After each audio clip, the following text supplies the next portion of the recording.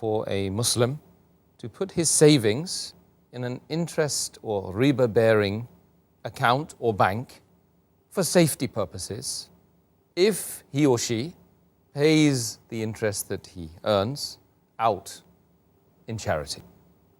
Most of the scholars, they say that if under compulsion, especially if you're a non-Muslim country and for safety reason, you can keep your money in the interest-based conventional bank, but whatever interest you get, you have to give in charity without seeking the reward of Allah, because it's haram.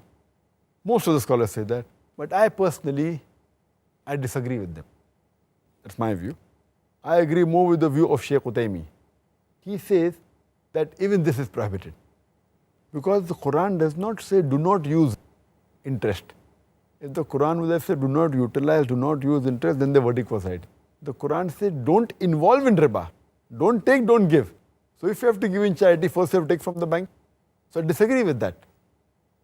If you have to stop the system of riba, you have to totally ban this system.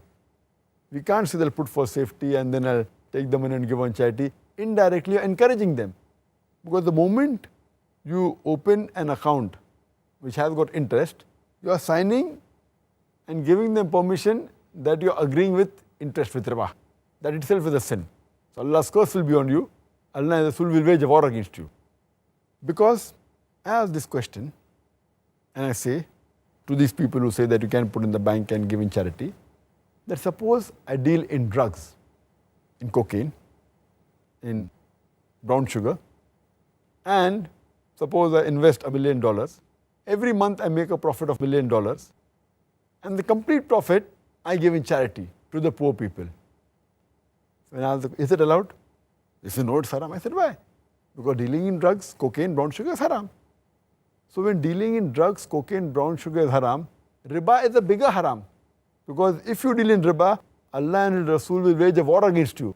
So when you're giving me permission to keep in the bank and deal with riba for a bigger sin, surely you should give me permission for a smaller sin.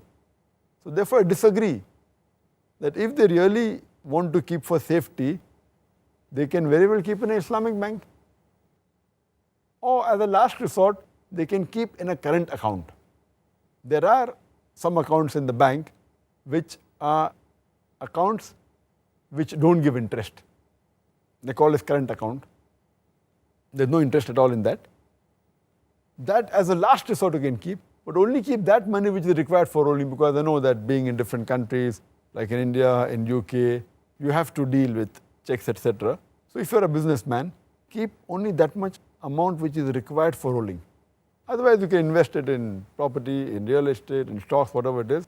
And the least if you want for security, you can take a locker and keep hard cash in the bank.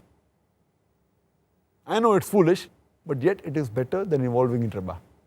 At least you'll be safe from Allah and His Rasul.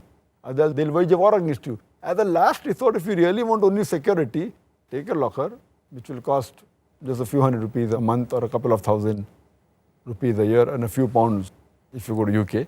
Take that locker, keep your money hard cash. Declare it to the government, no problem, but keep hard cash if you really want security. But taking riba and even giving in charity because they're encouraging the system of riba, I consider that to be haram. Okay, I mean, in the UK, alhamdulillah, we do have a few banks now coming up, by the way. So may Allah subhanahu wa ta'ala help us to encourage those organizations to do